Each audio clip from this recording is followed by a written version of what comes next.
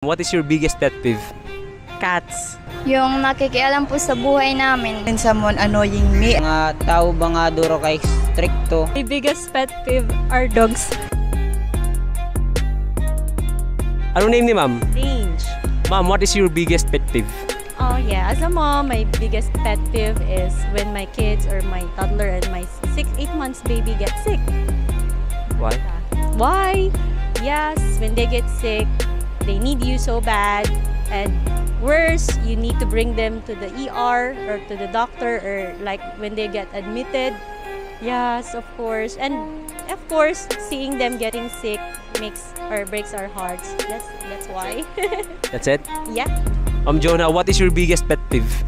Yung shout out dun sa yung nakikialam sa buhay ng iba. Bakit yun yung pet peeve mo? Siyempre kailangan yung bang sa panahon natin ngayon, kailangan yung kanya-kanyang sarili lang yung nyo, yung iintindihin nyo, hindi sa buhay ng ibang tao. Kahit ano pa man yung gawin nila, siyempre, business is your business.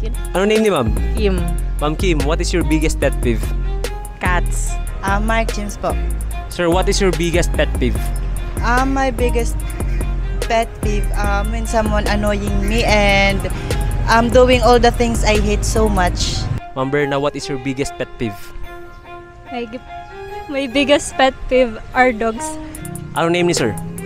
Leonard Morello. Sir, what is your biggest pet peeve?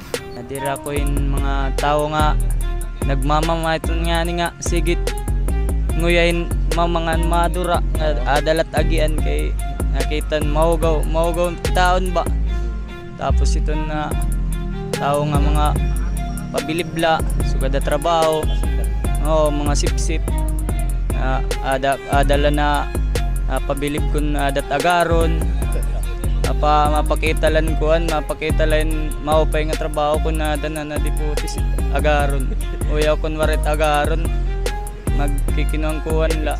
Ano name ni ma'am? Angel de la Cruz po. Ma'am, what is your biggest pet peeve? Yung nakikialam po sa buhay namin kahit wala naman silang ambag. Mga family relative po na nandadown sa inyo.